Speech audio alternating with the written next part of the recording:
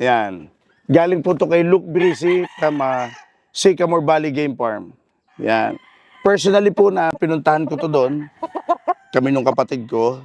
So, binigyan naman po niya tayo, pinapili po tayo ng maayos, and then tinulungan naman niya tayo mag-pick. Yan.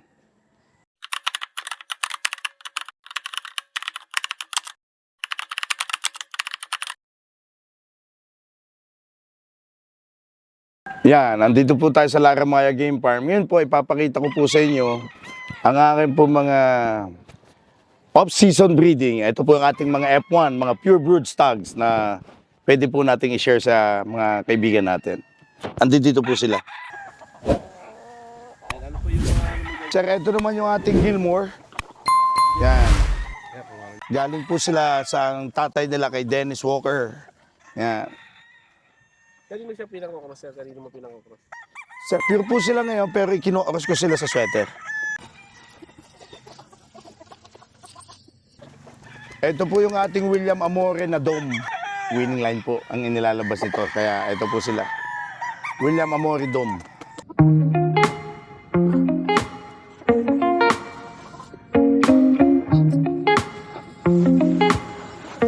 Ito naman po ang ating Jerry Jenkins.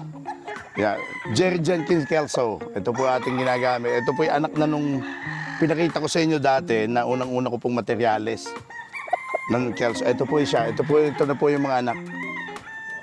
Napansin ko lang, sir, lahat ng yung mga race area mo, tsaka yung mo dito flying pain, wala na. Sana. Sir, nga pala po, meron po tayong Laramaya 2. Andoon na po sa atin, andoon na po yung ating ranging, yung ating po mga breeding, yung mga sisiw natin, andoon na po sa wild. So, doon po natin pinapalaki sila. So, para mayroon tayong espasyo, mas maganda po dito. Cording na lang dito sa Laramaya sa main. Yan, at saka sa mga pumupunta natin mga kaibigan. So, makakapili sila ng maayos dito. So, yung mga buyer na gusto sa mga linyada mo, dito na lang sila didiretso? Yes po. Diretso na lang sila dito. Yan, para, at saka makita nila na talagang mga healthy, mga nasa sa wild yung ating mga breeding na mga sisiw. Paano yung mga pulit natin na nag-out ka rin po ba, sir? Yes, nag-out po tayo ng pulit. Ang pulit po natin is two-way cross lang. Pure yung nanay, pure yung tatay. So, ganun po ang ginagamit natin mga pulit sa ibinibigay po natin sa mga consumers natin. May mga pure din po tayo, kaya lang siyempre medyo iba po yung presyo dun. Yan.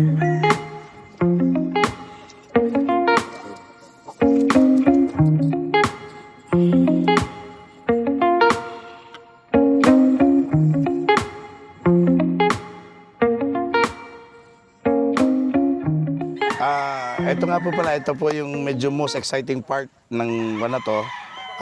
Papakita ko po sa inyo yung pong ating mga bagong dating this last November na mga bagong materyales coming from the States sa mga different breeders na pinuntahan namin talaga nung kapatid ko para mag-personal pick namin na madala papunta dito and then may breed at may share sa mga consumers natin.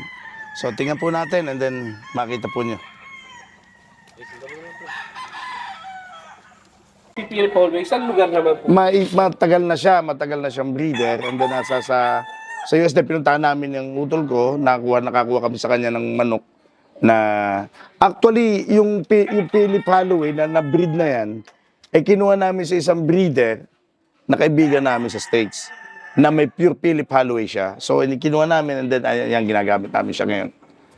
Na personal na ginamit niya sa US. And then pinag-usapan natin na baka pwedeng may share sa atin. And then pinagbigyan naman tayo. So yan. Nakapag-produce na kami yan. May mga tag tayong ginamit, winning line. Ready na for out na, sir? Yeah, yellow legged Dutch po. Yellow legged Dutch si Philip Holloway ang gamit ko. Ready for na out Yes, na yung yes po. So yun sa mga gusto interesado, kontakin nyo lang ang page ni Sir Boji Laramaya Game Farm. Laramaya Game Farm.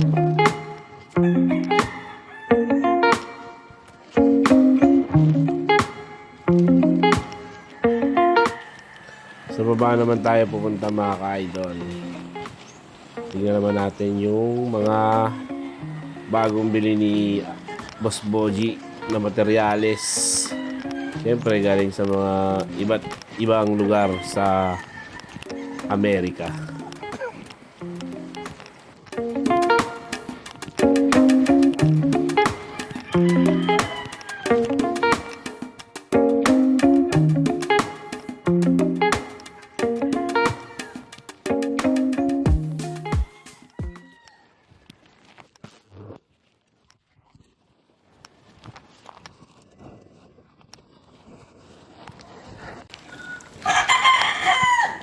Ito po ang ating Cardinal Kelso. Ito po yung ating Cardinal Kelso. Ito po ay galing kay Rat Graves from Hutch Village. Sa Oklahoma, pinuntahan po namin ni Utol to. Personally pick and then personally pick ng breeder para tulungan kami na mabigyan kami ng maayos na materyales para gamitin dito. So ito po siya, pure Cardinal Kelso. Anong cut, kuya? Nung November lang din yan dumating. Yes sir, nung November lang po ito dumating, November lang po ito dumating, kasama po nito, may kasama pong 3 inahin to, kwadro sila nung kinuha namin. So, Kanino mo ipakok mo siya, sir? So ngayon sir, ang ginawa muna namin dito, nagpa-off season kami, nagpa-pure muna kami.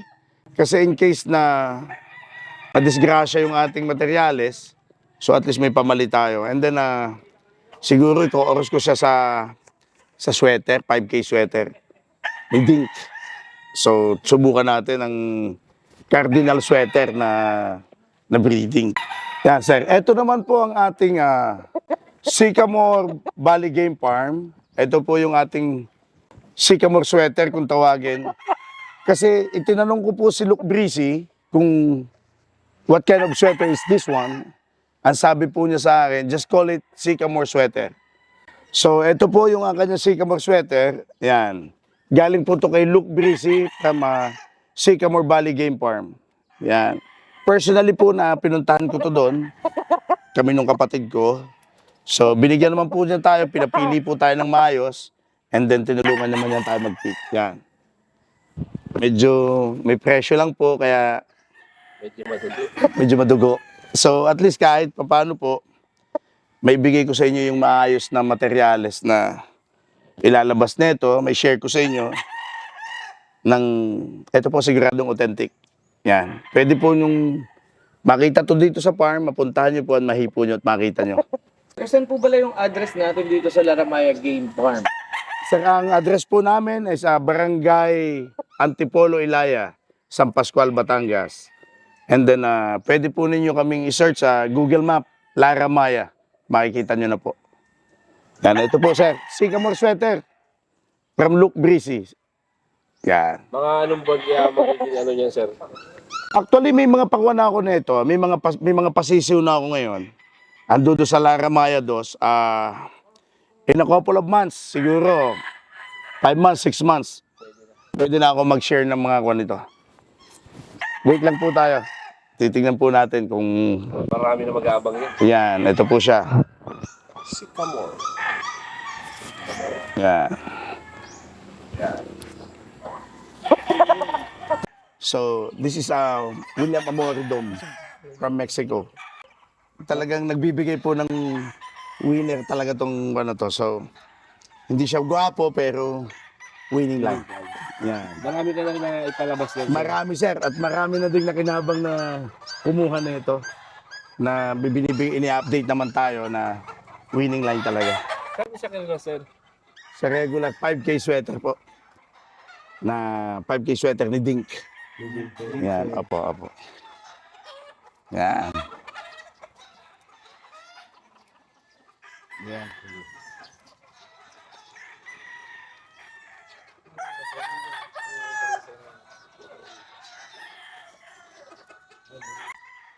F1 ko na po ito. Yan. So, ito po yung aking Gilmore. Naka-cross po ito sa McLean. So, yung pong dapat po ay gagamitin namin materialis to. So, yan. Ito po siya.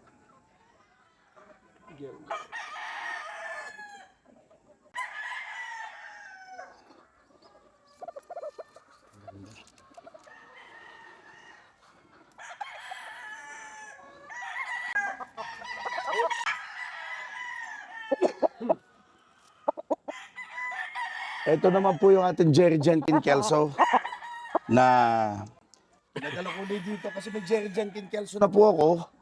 So masyado po ako naging fans ng Jerry Jenkin Kelso ni Jerry. So yung Kelso niya, marami pong ibinigay na winner. So ito po, kumuha uli po ako kasi medyo umiidad na yung una. Kasi nung the first time na si Jerry, hindi pa naman ganun kasikat. May Kelso na ako niya. So ito ngayon po, sumisikat siya. So, kumuha na po uli ako nito. Para siguradong hindi ako mapag-iwanan. Bago lang din, sir. Bago lang po to. Kelso din po ito ni Jerry Jenkins.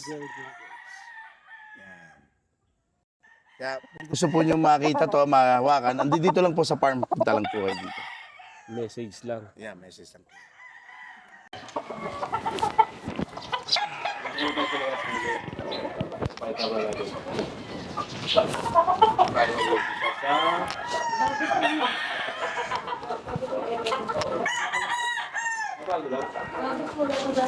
Yan.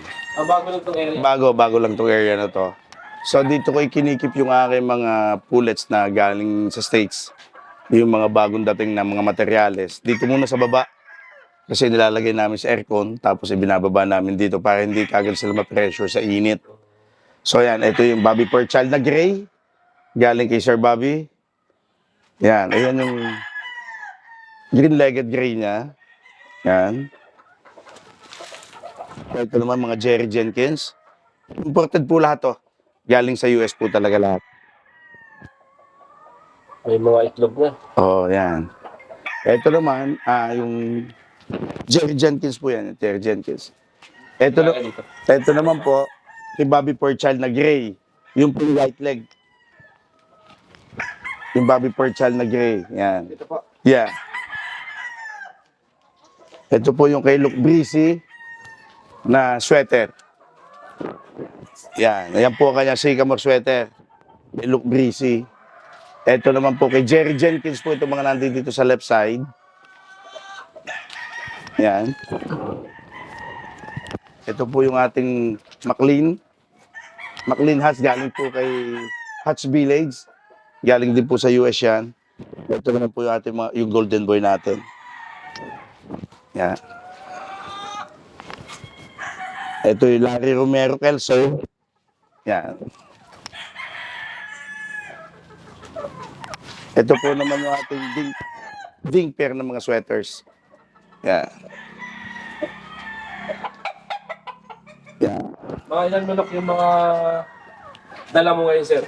Galing ano, Oh, wow. It's like mga almost 40. 40 pieces. Oo. Almost 40 po pinababa namin ng kapatid ko papunta dito. Yan. Medyo talaga madugo. Yeah. Pero sulit naman pag Oo naman, oo naman. maganda yung magiging ano nila eh. Oo naman. Ito po yung mga ating Cardinal Kelso. Yan. Galing po kay Rat Graves yan sa Hats Village.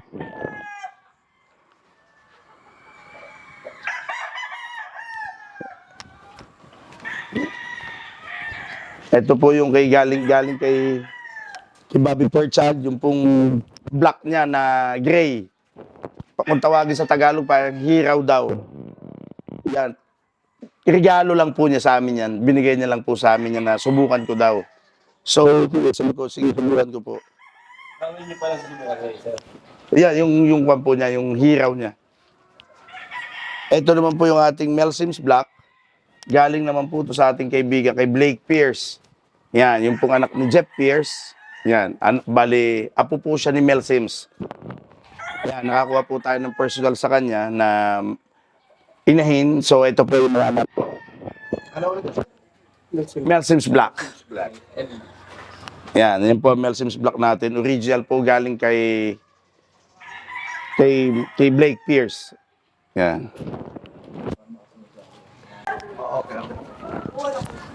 Ito po yung ating mga McLean. Yan. Original McLean hats. Yan, magaling US po. Yan, pagdating ko po sa dito. Minsan ba sir, nagbibenta ng mga used ulit? Mga used. Minsan po, kaya lang minsan nahihiya din ako ibenta kasi ayaw ko naman ang sabihin nila, baka naman sabihin, hindi na magbigay ng maayos, tapos magiging pula sa akin. So, ang pinakamaganda, bigyan ko sila ng brand new. Kung sa kotse, mas maganda na yung mamamit ka ng brand new kaysa used car. You know what I mean? Para at least alam mo kung may bangga o wala. So, mas maganda naman siguro yung bigyan ko sila ng mas fresh magagamitin. Para walang sisiyan. Yeah, oo naman. At saka dito, sir, sinabi ko dati, what you see is what you get. Dito sa farm, kayo po yung pipili, kayo po yung kukuha ng manok dito. So, para hindi nyo ako sisihin. Para makita nyo yung kung mapili nyo yung maganda, talagang para sa inyo yun. And then, kung pangit, iwanan nyo sa akin. Sa akin na lang yung pangit. Sa inyo yung maganda. Yan po.